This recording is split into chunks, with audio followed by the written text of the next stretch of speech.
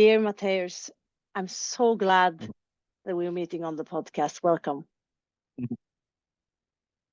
Thank you, Irina, for having me. It's been a while since we've seen each other, but I just have to add in a few words on how we met. We met it was earlier this year through our mutual friend Robin. Robin, yeah. So who's also been a guest on this podcast and become a dear friend of mine and a colleague. And today we're going to talk about something that we as human beings relate to every single day, but that we hardly speak about. So the topic today is sound and sound healing. I'm super excited. And before we dive into it, Mateusz, we need to know a little bit, for those who haven't met you yet, tell us a little bit about your background and where you're from. So my name is Mateusz. I come from Poland. I live outside of Stockholm now for approximately 10 years. And I work with sound therapy. It came from the time when I was studying. I'm educated as a lawyer, but I never actually worked as a lawyer. And I struggled a lot in my mid-20s with addictions, drugs and alcohol, especially alcohol. And I wanted to quit.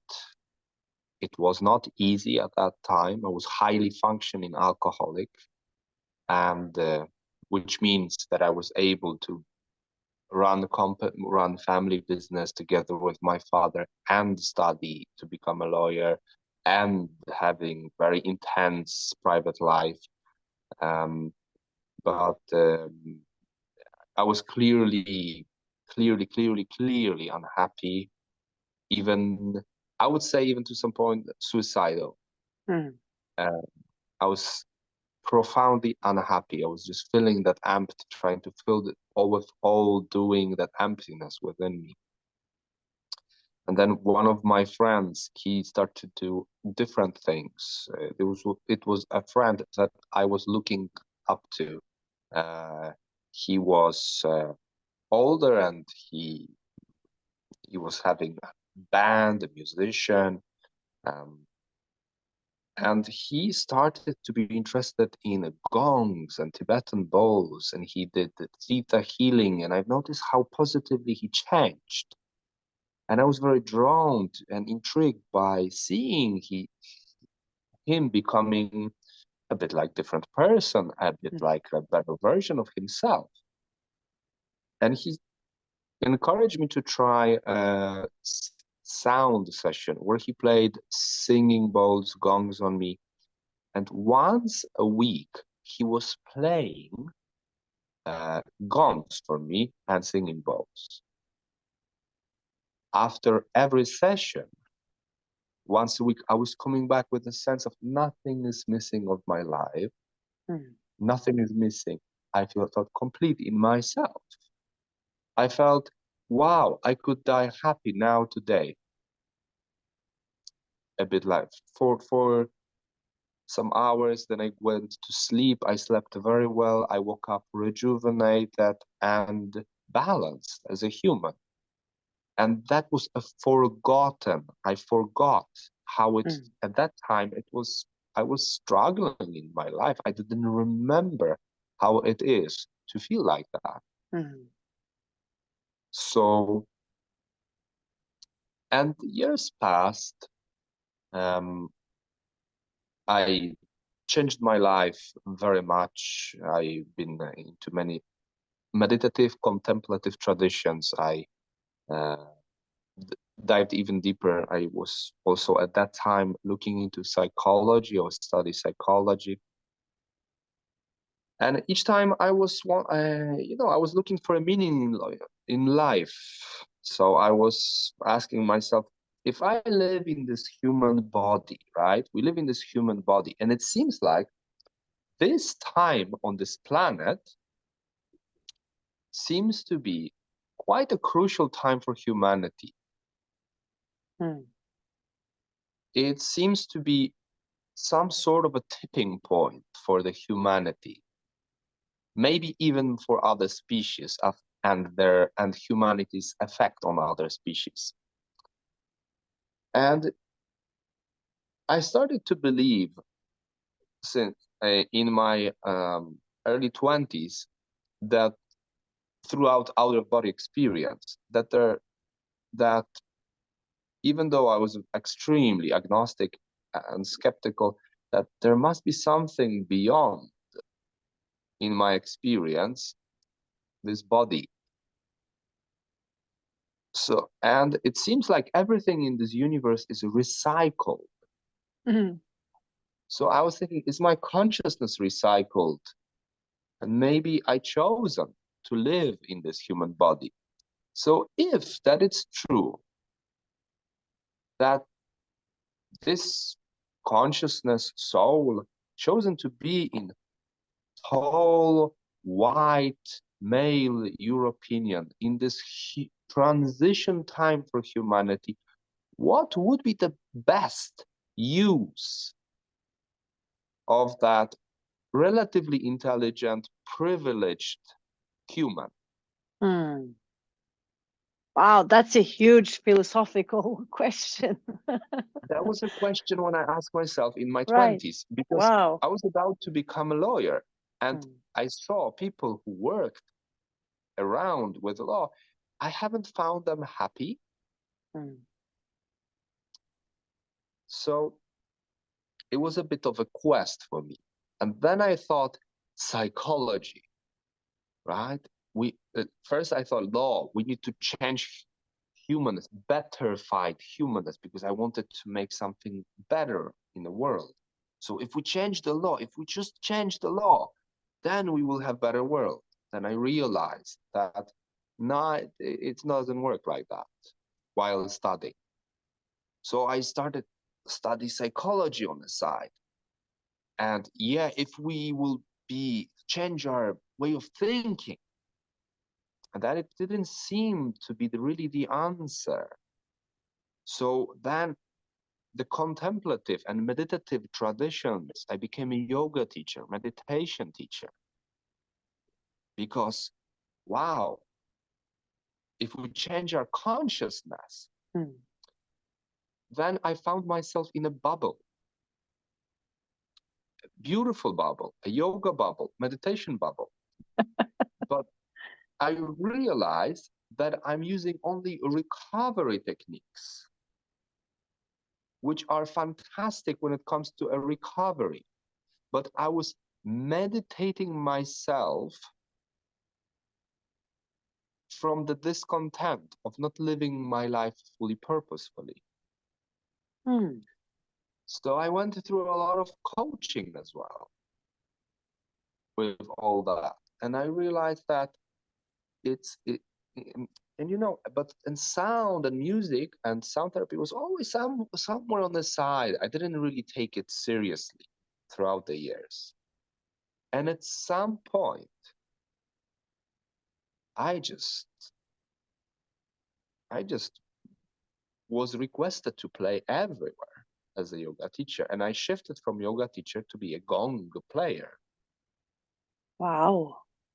And So then I heard it wasn't really something you had planned or something you like no, strategically tried to build no, as a no. I hear no, it, yeah. no, it was interesting. I was drawn to a gong for all these years, but I was having this reverence. I was always thinking, even after meeting Grand Gong Master 2009, I was thinking like, this is for some, I was thinking, looking at Don Conro, when I'm going to get old, I would like to be like him. But it was like too far. It was for someone who's very sacred, someone who is very, you know, I was imagining myself that maybe as an old man, I'll be noble enough. But it just turned out that it just took over from.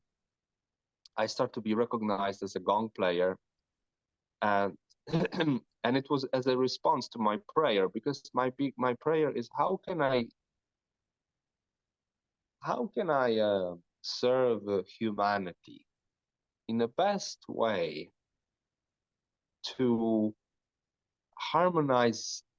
If we humanity can come back to the harmony with nature and the greater nature, which is cosmos, like how that cosmic nature harmony could reflect in the humanity, because we clearly build square things. If you just look at how we create the cities and how nature is creating the environment, we do something different. Mm. And the more we are in those environments that humanly created, we created them for ourselves to serve us. They're not serving us. We Mm. are becoming drained by our own creation. Mm. We are Mm. capable of self-destroying ourselves. And we see and I'm not saying anything new today, it's an obvious thing. Today, maybe we will destroy ourselves with AI, like artificial intelligence, or weapons we created. What a self-destructive species we are. How can we come back to harmony with nature or greater nature cosmos? And the answer to that prayer was sound. And it didn't reveal to me as some realization of that it got verbalized for me or said to me. It's just life kind of turned out. I just become this gong player. And then so many people reach out to me afterwards and started telling me profound things what they Mm. experience. So I started to dive deeper into different therapeutic understandings, ways of understanding therapy, because to relate to what they experience, they have mystical experience, they sleep much better. People, especially with damaged nervous system, coming back and they saying that they feel liberated, relieved. Mm. They feel so much better. So my wondering was, where could I learn more about it? And I went from teacher to teacher, and usually I found a lot of mystical answers, a lot of esoterical answers.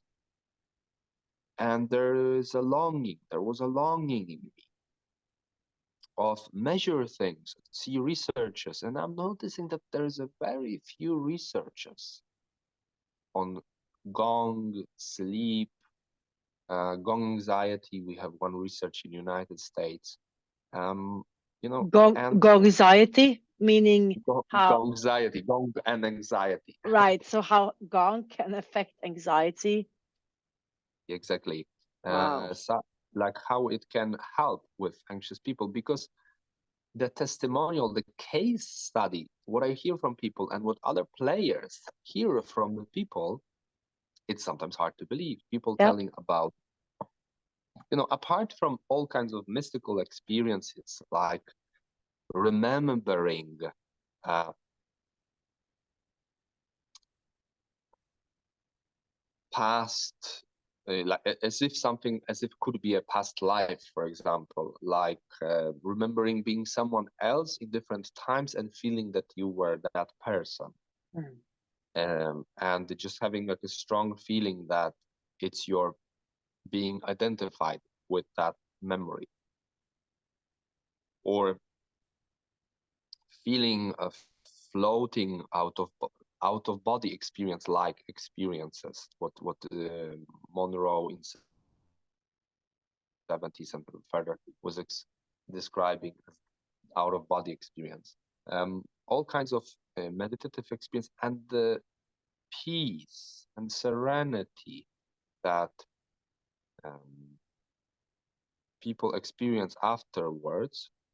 Of course, in majority of cases, sometimes it's a very creative thinking, but each time it's a very positive change. Mm. Even if the session in itself, sometimes, in some cases, can be perceived as a restless, challenging experience, the peace and relaxation and the groundedness, the sense of simplicity, um, shift in brainwaves, all that, and incredible testimonials of experience of a loss of time, people losing the sense of time.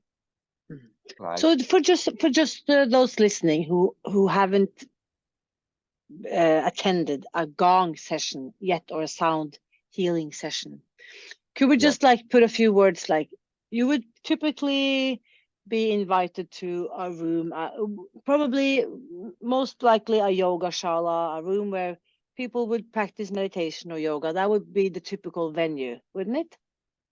venues are difficult. It changes nowadays also. Play more in corporate settings, in companies, in churches. But it kind of, yoga community was the first who kind of brought that, because there are mattresses or mats that you can lay down simply, spas also more and more.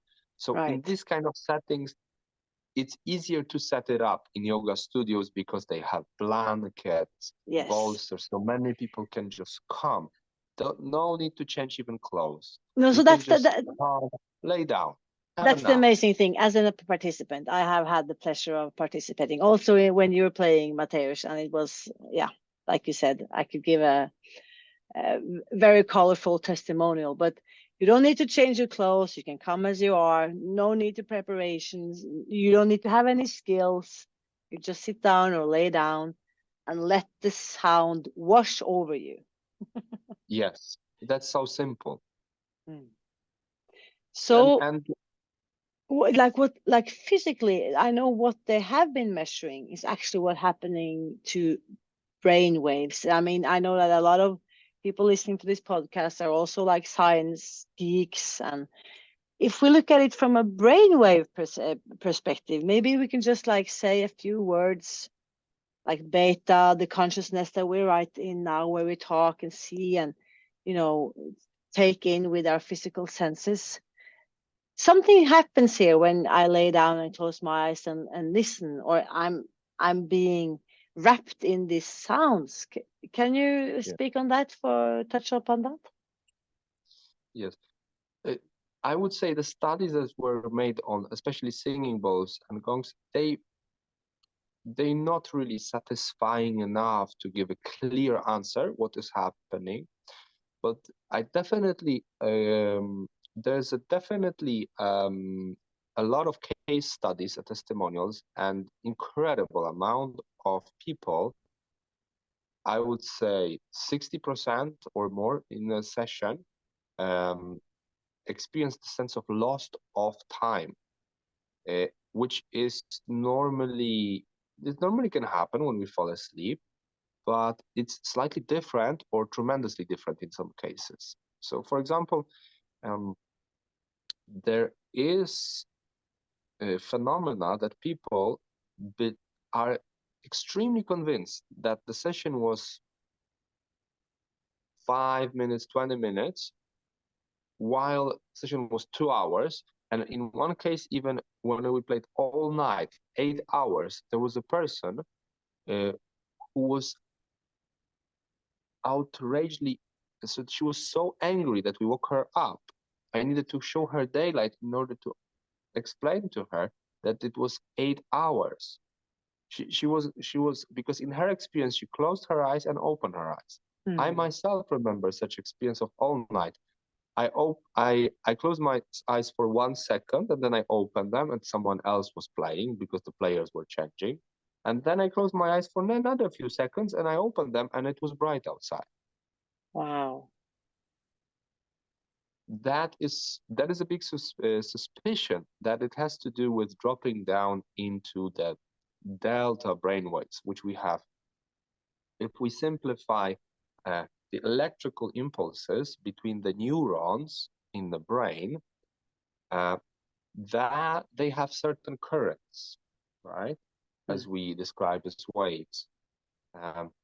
So The normal cognitive, I'm right now speaking in beta brain waves, right? Then we go alpha, a little bit slower, theta, the mystical one, the one where we have very creative way of thinking. It's kind of like a dreamy, meditative. And then delta, it's the slowest when we sleep and we probably don't even dream. This is like the deep state, and that is a very deep state of the rejuvenation of the brain and the body. That dreamless stage of a sleep, that delta, is something that where we basically, if it's really slow, it's just a great recharge for the brains, for the nervous system. And we suspect, since there is such a strong forgiveness, and we want to measure HRV and delta brainwaves on gong participants. We are preparing study for that in order to see how much of that could be true and how it will affect sleep. So it will be the first study on sleep and the gong. Wow. So this is something that you have initiated now, to make a proper study, a scientific study, where you will measure the effect of gong bathing on sleep and with different biomarkers, especially if there's long-term change in the sleep, because I see that people, especially with what we called with the umbrella diagnosis, it's many diagnoses named in one, PTSD, post-traumatic stress disorder.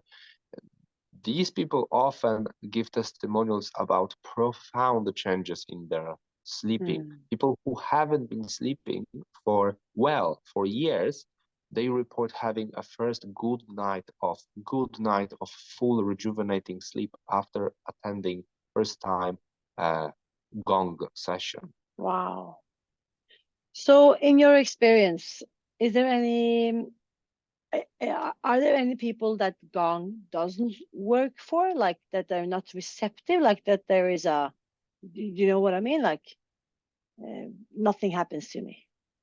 Well, it's impossible for nothing to happen, but definitely you can. I mean, we as humans, we're very good in an extremely resilient creature.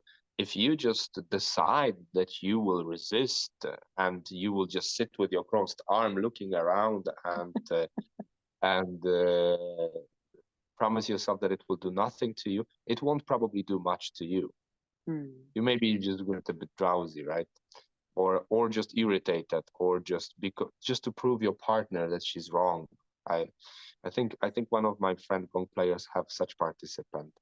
So and me as a player, I also try to resist that powerful effect in order for me to keep on playing, not just falling asleep and Right. just flying away. Yeah, because you are, of course, in front of the sound waves, and more powerful than any other participants, because you are so close to the instruments. Exactly. So there's that. So I do need to kind of like, I have a different role. It's not my role to only relax. I play in I maintain relaxed state while I'm playing. Yet it's So, definitely active one. what I also Yes. find fascinating, the little thing of the little bit of research I've done into sound, is that if we think about that, all living creatures, including us, we contain mostly of water. It could be 70%, 80%, maybe even more. And how liquidity is affected by sound waves. This is also, I guess, a huge part of the effect that this kind of therapy has on us. Absolutely. And here we move to different aspect, which is absolutely the most powerful, it seems, which is physioacoustic. Physioacoustic. So the actually physical vibration affecting positively the tissues. And that is quite mysterious. There were some cases where they were taking a blood before gong bath and after. And each time they were observing blood cells. And the blood cells, they have a tendency to cluster. They gather together, they cling together, and they form a clusters of hundreds or maybe thousands in some cases. If we expose to EMF, if we expose to a lot of negative factors, we are carrying through the blood, that we are having those clusters of blood cells. I mean, if it's exponentially big, it's, you know, we don't have the same blood flow, but in general, it's not a big problem for our big arteries and veins. These are motorways. These are big paths, big channels, big tunnels, not a big thing. But when it comes to our brain, these tunnels, these channels are not so big relatively. And that brain fog, that is something, not remembering things and not having enough nutrients in the brain and so on. That is possible effect of that. What interestingly they've observed is that before, when they were, the blood cells have clearly certain structure, maybe some of them were clustering together, they have a certain size and shape of a membrane. After just 20 minutes, I myself was suspicious to see that. After just 20 minutes of simple gong playing, these people blood, the same person's blood sample, the physical structure was clearly different. The blood cells were much more separate, with a nice round membrane, protective membrane around. So physical structure, and it's not strange, because if we see the cymatics, if we don't take the body that is the medium that transmits the sound, but it can be just a sand on a plate, where it vibrates, and we see these patterns that it's forming. It's fascinating to watch this kind of experiments, which we do a lot in our educations.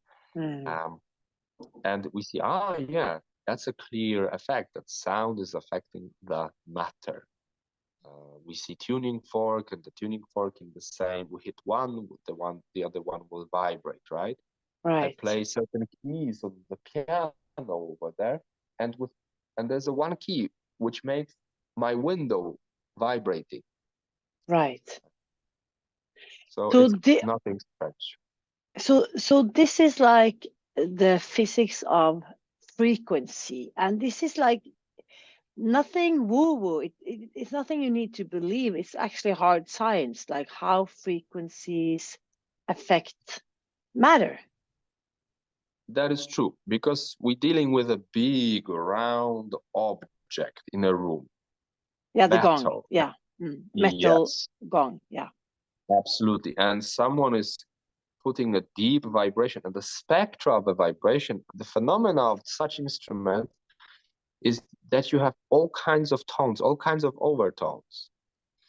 And so the body is exposed to the spectra of deep vibration, which is extremely wide, both high and low frequencies. And when there's many gongs in the room, when I play many gongs at the same time, these are such a blend of frequencies that physioacoustically there's many different frequencies flying around, and the body, it seems from what we observed, that the body have a tendency to recalibrate itself in this moment to certain harmony. People, I know, lately one guy was telling me he had a problem for half a year with a knee, and after the session the pain was gone.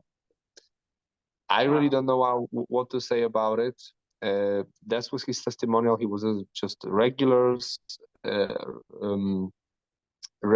skeptical human being, very fascinated about the phenomena of such case of his own. So there's also physical ailments that can help. Is it so that you need to be a special person in order to benefit from it? It doesn't seem like. definitely our capacity to relax is different from person to person. So for some people, they will just maybe lay down and found it boring. Also, it depends on the style of playing. Some people will be overwhelmed and maybe will reach to a certain level of discomfort. But for some people, it will be just all kinds of experiences. So it's difficult to say. And also from moment to moment, the experience is different. Mm. And that when it comes to gong, and that is quite a few phenomena that we would like to learn more about. And there's a big need for a community to learn about. That's why we started to explore how to bring more research into it. And we create now sound therapy training, where we will help all the sound practitioners or everyone who would like to become a sound practitioner to step also into the culture of research. Bring people who will share a research methodology. The great students that I had throughout the years, many of them, they in many universities, and they would love to bring, those friends would love to bring more understanding, that we could create more understanding, create more researches, find fundings for different curious people researching about these phenomena. So, because I mean, it's just a fact, we just have to, you know, we have to provide the research in this time and age, because the what should we say, the religion of science is so strong these days that we have to obey to it. I mean, even though many of us believe in this without having any physical measurements of what's actually happening, I can see the need for more data in order for more people to be open for it. I mean, I would put it this way. Absolutely, there are some, with every approach, both esoteric and both scientific, there can be dark sides that if we fall too far. But the most inspiring people I found were those who were including both perspectives. That they were interested in measuring things, and at the same time knowing that there's a mystery that certain things we never will understand, but including both and trying to. It's of course it's an impossible game to measure a reality. Atoms existed before we invented a microscope to observe it. Right, that's a good one. Yeah. Yet, does it mean that it's not worth to look through the microscope? Of course, it's fantastic. We live in the era where we can measure more. It would be, and we, as a sound therapist or sound therapy facilitator, we are actually capable to deliver such an intimate experience, to penetrate people with sounds, to bring them into the states, to the transformative transformations of sound, which brings transformation. And through ancient techniques of trance, like in all ancient cultures. And this is also very ancient. This is something that existed in Tibet, where they were playing gongs on their practitioner and sound healing, the ancient knowledge. We try to now translate into the language that we operate in. And if we will be able to do that, maybe it will be easier to bring it to the context where people are much more skeptical and much more suspicious. And please, anyone who's listening, don't think that skeptical I use in a negative way. I'm skeptical myself. I choose a healthy amount of skepticism myself. Otherwise, in these times, you can be misled into many beliefs. So it's not my intention to share a belief system. It's not my intention to make too far assumptions. I really wish that we can create a culture of research where we can marry those two languages, so we don't have any more alternative and formal science, right? Our alternative treatments and formal medicine. Let's bridge that gap. Yeah. Let's talk together. Let's be interested in each other. So, in what areas do you see that sound therapy could have a place? Where would the sound therapy have the most profound effects? For what groups of people or patients or clients? What do you see there? It's a very good question. So when we speak about the sound therapy with a gong, we haven't found so far, if it was a skilled player and haven't damaged someone's hearing, because if it's a child running around with a gong like crazy, maybe for someone's hearing that wouldn't be beneficial. You could damage someone's hearing. But if it's a skilled and experienced player and trained, hopefully, then we have actually it's so easy to deliver that. It's like we can see that everyone basically could come and relax and get the benefits of it. Are there any groups that specifically could benefit? That is not measured, fortunately, and that is something we would love to find out ourselves. I could only speak about the case studies that, especially people who with traumatic experiences with difficulties of sleeping, they were giving us and I only can speak today about case study. I don't have and there is a research on anxiety that can be also looked through. There are some estimates, but from my experience, people with these type of difficulties, this was my observation that in my practice throughout these years, I found that being profoundly changed. So I don't want to say more without having a further study. Yeah. I could just add, totally unscientifically, of course, but what I've been witnessing and what I've been thinking about is that, for, let me see, common people who just through the society we're living in, we have such a high levels of stress. Just giving the opportunity to step out of your everyday life, put yourself on a mat for an hour or 90 minutes. Just that little effect can go such a long way, even though you might not have any physical ailments or challenges per se, but just getting out of that stress bubble and giving yourself the space to relax and receive, because it has a lot to say that I get the most out of it when I'm in a state of receivership. That is so powerful. It is, definitely. That's also a beautiful shift, that we create a culture. I hope we create as a humanity, as a culture, where instead of burning ourselves and cheating with a coffee, with our nervous system, we actually value sleep. We value having that. We take it as a quality time. We invest in that time. So that's one of the sides.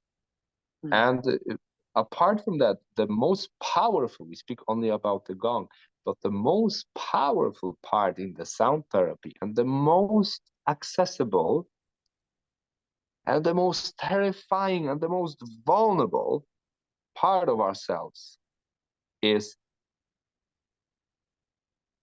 if someone criticizes your body. It's vulnerable, especially as a teenager. It's nothing more vulnerable in the human experience. Nothing more vulnerable in the human experience. That is, someone criticizes your voice. Wow. Voice. Yeah. Voice. Persona, through sound, personality. It's the most personal. It's the most personal thing. It's like it's like, how can you be criticizing your voice? It's like it's I'm making an imprint right now in this moment. We making through persona, through sound, an imprint on the outer reality with our vocals. This is the most powerful, this is the most biggest superpower we have. I speak now, you and people are listening. This is happening now. That's such, I did not know that persona means through voice, through sound, and it makes so much sense, because I don't know how many people I met who say, no, I can't sing, I have a terrible voice.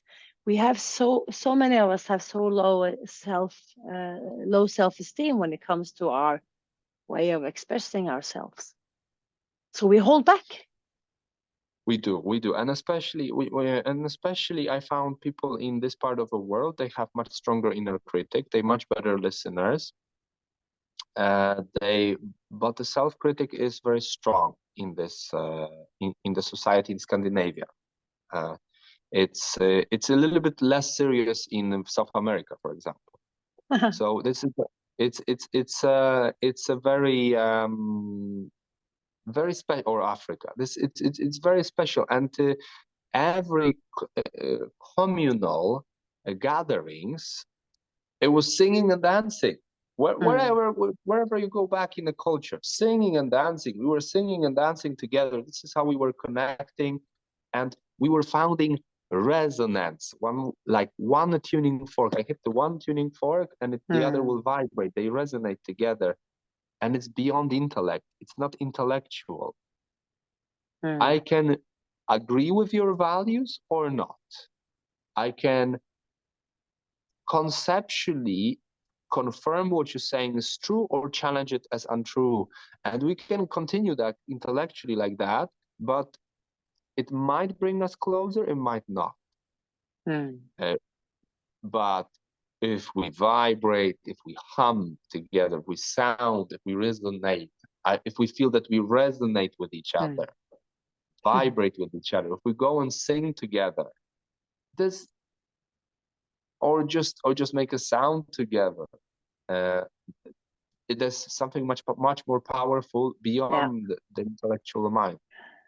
I think for those who have forgotten it, I think most of us have sung together with someone, maybe not formally in a choir, but I think many of us have forgotten how unifying that can feel, to be together in a room and just sing together. That is powerful. It's like a glue, societal glue. Yeah. And and this power has been used into positive and negative way. Like, for example, anthems. You create, they confirm the nationality identity, right, and the pride around it.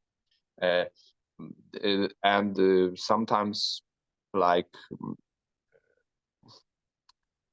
those powerful songs, march songs, the warriors or soldiers, when they sing, there's a lot of singing in the army. Yeah. And there's even drums when they go to the battles. It gives them rhythm. It makes many become one organism, and it becomes very powerful. So the music we listen, I realized I was listening as a teenager at death metal and black metal, and I grew up on very destructive music. And when I was wanting to change my life, I saw this documentary, The Memory of Water, when Masaki Emoto was freezing different different water particles, and he was playing different type of music to the water before he froze it, and it was a very clear distinction what kind of a shape of those water crystals, water particles were there. It was very interesting to see, and I realized, like, wow, my preferences are pretty destructive. And as much as I'm not saying that this music is good, this music is bad, like, we can use destructive to transform, to transgress, to express, to throw it out, to purge. all kinds of music have their space to found darkness and trance in darkness in that music. It's a death metal concert is a trance ritual. People are headbanging. People are founding the collective expression of fury, which is suppressed in many cultures, right? So they have a value, especially for young men. But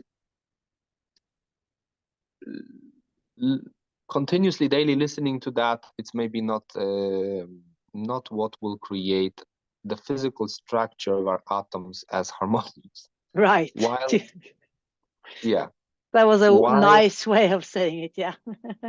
Yeah, physioacoustically and psychologically is maybe not to be played throughout the daily throughout the years in order to create a lot of happiness in the world, while it has its place in the humanity.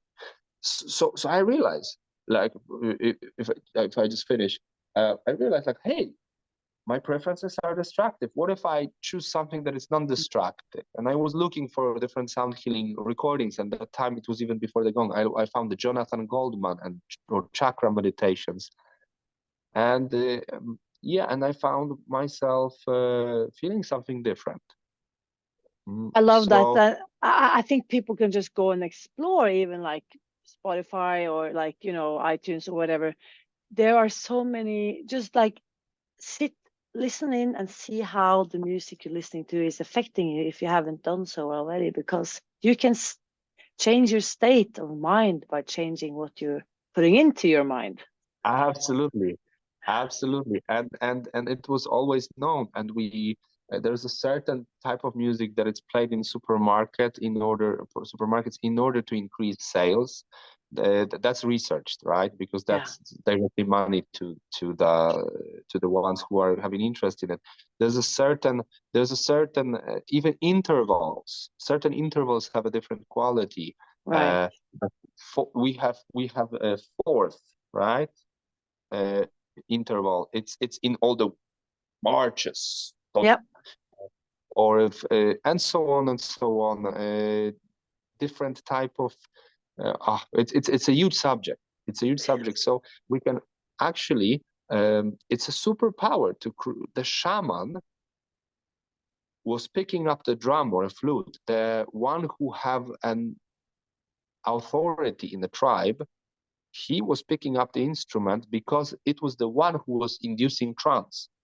Right. To the point that up north, one of the Sami people was sentenced to death in Sweden for picking up the drum. It was forbidden.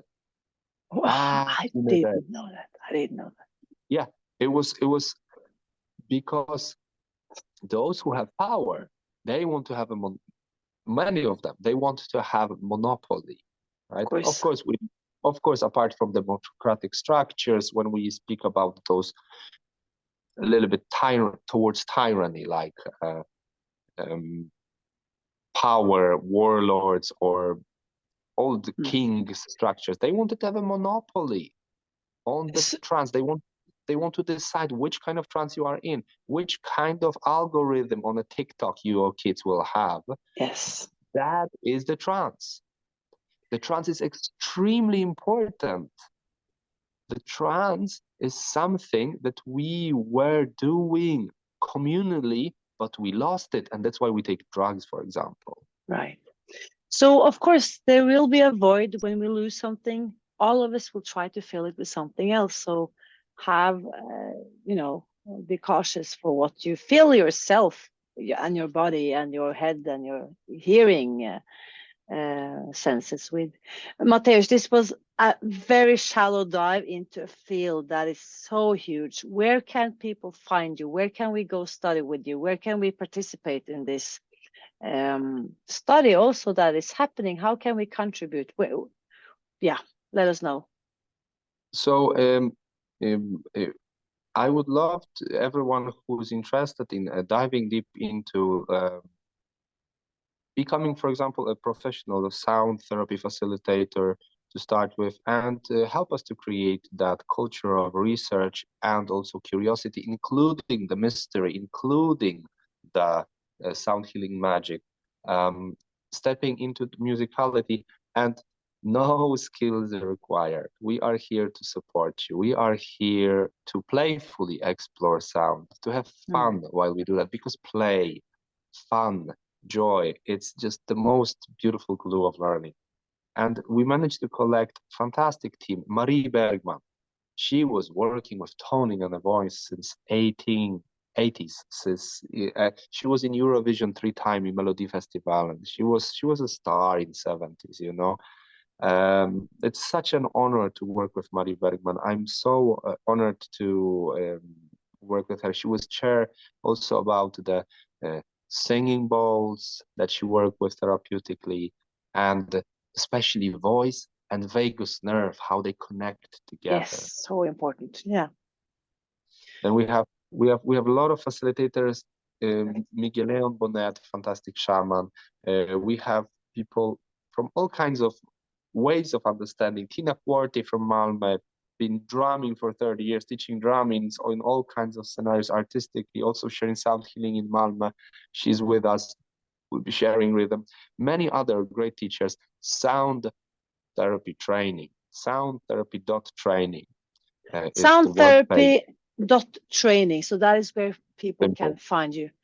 So also for those who are listening, if you have the opportunity from where you are invited, that you see that your local yoga center, whatever, is inviting you to a gong bath, just go there and experiencing this. One thing is listening to you telling us about this, Mateusz, but of course it cannot be compared to actually having the experience yourself. And I will just also add one more thing, because I know that a lot of people are, you mentioned that we as a society and our probably the entire globe is in a transition right now. And I also think that there is not an either or. If you today are working as an architect or a lawyer or a psychologist, why not do this training on the side, just to have just to give it for yourself first and foremost, and then you can decide later if you want to share it in your local community. And just to add into that, I have a great response. Like, so many people brought this type of experiences into their practice, not only therapists, not only nurses, not only but just for your family, just for yourself, just to gather with friends and just to gather around the sound, which is something bigger than what we believe in, something bigger that we agree with or disagree with. It's sound as such. I love this. Mateusz, thank you so much for the amazing work you do, and thank you for your time, and I love to see you next time. Thank you so much, Irina.